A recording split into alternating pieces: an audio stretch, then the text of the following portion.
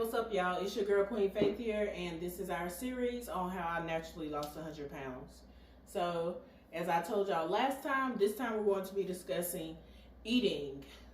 Eating is the biggest issue for most people who are trying to lose weight.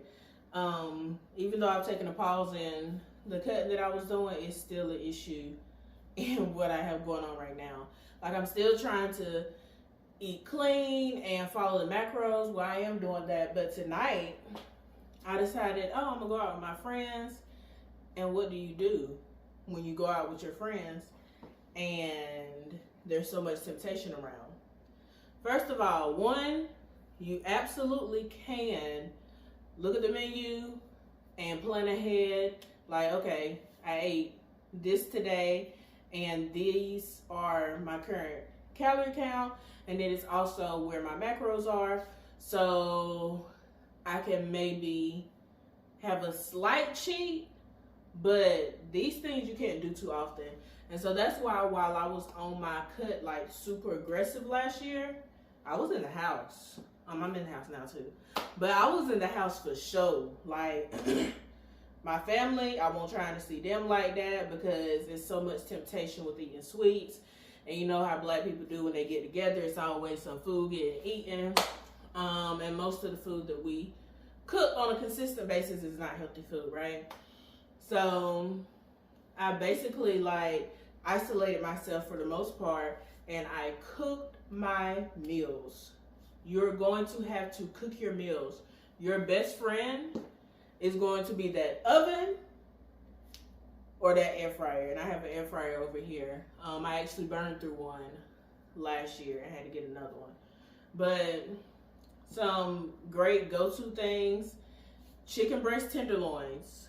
Very easy to deal with, especially in the air fryer. All you have to do, season them up, put them in the air fryer, let the air fryer do its thing. You can turn it if you want to. I've seen some people not turn it.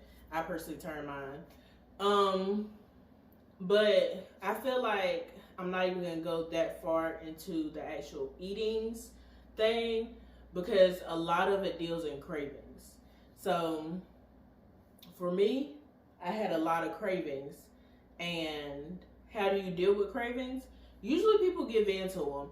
But I'm going to be the one to tell you because I've been in a place where I'm like, oh my gosh, I want some candy. Find a substitute. Everybody tells you, oh, nah, just stop cold turkey. Some people can do that. Most people can't, okay? That's not something most people can do. So if you already know you tried to stop doing things cold turkey, you're like, I ain't gonna eat no sugar. I ain't gonna eat no bread. None. Like, as soon as you say no, no, no, that triggers something mentally and your body is gonna want it more and more. So the easiest way is to adjust over time. So if you struggle eating sweets, these things aren't necessarily healthy for you. For y'all that's listening and saying, oh, she ain't telling y'all right. This is not long term. This is what you need to do. Long term, it is to nip the craving in the bud. But since it's very hard to do that, substitutes. This is why they make things like protein bars. This is why they make things like fiber bars, like Fiber One. This is why Atkins is a thing. And you don't want to eat those all the time, okay? So if you're like, oh, I want a Snicker bar, get you an Atkins bar. Matter of fact, I got a perfect one for you. I just bought it. This Atkins Caramelicious Nut Roll, and it has fiber, okay? Fiber is good for you. So these things are better for you. You'll see all these things and they're like, oh, if you're doing this, you might as well be doing this. Wrong. Because if you eat that instead of eating a Snicker a day, it will slowly start to adjust what you've been doing. So these things are better for you than going and buying like the Reese's. They make the Quest peanut butter cups. Now, if you do like how I used to do, back in the day, I'd eat the whole container of things and buy the whole container of things. And we don't do that anymore. But if you're at that level, discipline has to kick in at some point.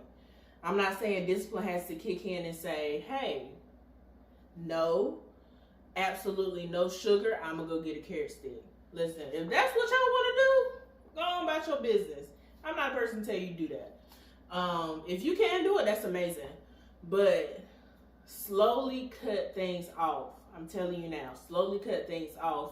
And if you're coming from a very, very terrible diet where you eat a lot of fried food, you eat a lot of sweets, you eat a lot of bread, it is going to be a major adjustment to your palate and to your mental to actually switch over into eating healthy stuff. Like for me, my friends will say, oh, we can't trust these taste buds because she hasn't even been eating this stuff for real. It's like, you can't. For me, you can say something is it's not sweet enough, or it's not good. I'ma taste it, and because of all the stuff I haven't been eating, I'ma think it's delicious. I'm not even gonna lie to you. And so you have to adjust. Understand the state that your body is currently in is not the state that you want your body to be in. And it's not even just how it looks on the outside, it's what's on the inside. Because there are people who, in their minds, look better than I look on the outside, and inside they are not healthier than I am. Simply because I make better eating choices. So, like I've already said, this is going to start as a decision that you have to make yourself. Am I prepared to transition from unhealthy and always pleasing my flesh, my taste buds, my stomach? I'm always overeating. Food is just so delicious. To what do I need to fuel my body? To what do I need to become healthier? To all of these things, because if you can't switch from that to this, then none of this is going to help you. Like, for me, I eat protein chips. I don't eat them as much now, but I did back last year. I was eating protein chips. I was like, oh yeah, these are good. The flavor, la-da-da-da-da. My sisters tried them and they said, absolutely not. Okay? Absolutely not.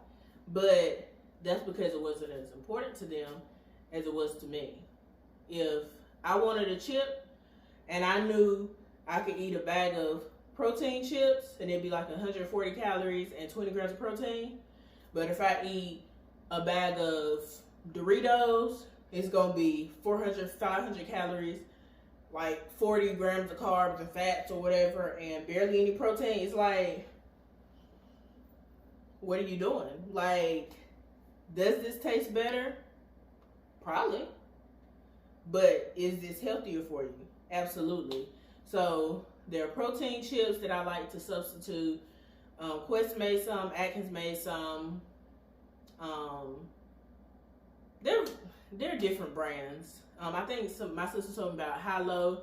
They made some. And don't let somebody tell you, oh, these bad things in moderation are okay.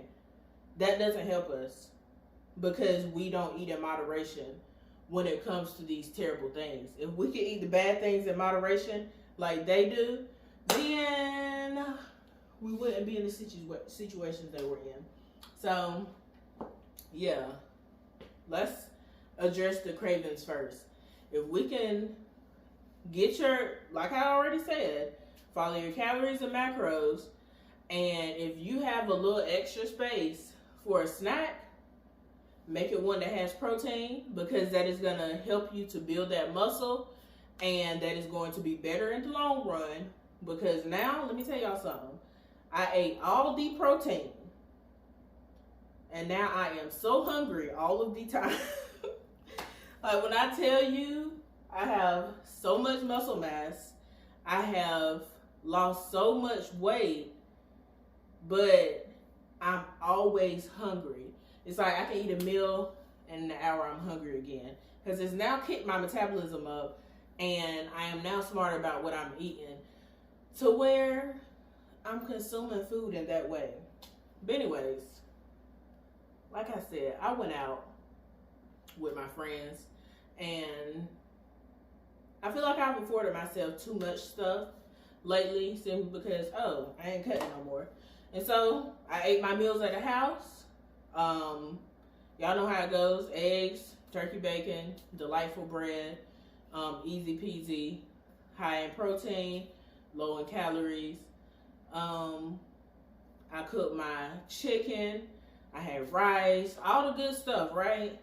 And I went out with them and I was like, dang, them fries they got sure look real good. The cravings aren't always going to be deep down. You still gonna have to fight them. Like, I saw those wings. You want some? Just gonna go outside with y'all now. Don't offer me nothing. Like, I mean, yeah, offer because one day I might want it. But I didn't save room to eat it, and I could have like said, oh, I'm gonna go do cardio tomorrow. I'll be all right. But I'm not finna do that. I'm not finna do that. One more thing. Hit your protein. If you're having a hard time just starting out, actually getting into protein in whole foods, this is a great substitute. Lean body protein, it has 270 calories and 40 grams of protein. Like, I see so many people, they don't even get 50 grams of protein in a day. And let me tell you how easy it is. Just go eat some chicken. Eat lean chicken. Don't be over here eating chicken wings from Bojangles, from Zaxby's. Eat some lean chicken, like, from the store, and I promise you'll start seeing a difference in your protein increase. But if you're having a hard time hitting those big numbers that you want to go for, a protein shake is just fine. And I'm not saying this one, okay? They ain't paying me no money and they cost a lot of money. But get you a protein shake. If you want to know somebody who has deals on protein, Redcon 1 has deals on protein a lot. I think right now they have buy one get one free. I haven't been on there a lot lately because for me, I don't want to lean on processed stuff for my protein intake. So I keep ground turkey in my freezer and I keep chicken in my freezer. Because I always wanted at the house readily available for me to go ahead and cook me something. Like I said last video, it'd be about a pound of meat that I eat most of the time. So I think that's all, y'all. I'm so sleepy. I think that's all I'm gonna have for y'all for this video. Somebody asked me about cardio and the fat loss process. We'll touch on all that later on. But appreciate y'all for watching. This has been the first actual full episode of how I lost 100 pounds naturally. And stay tuned where we actually talk about some meals next episode.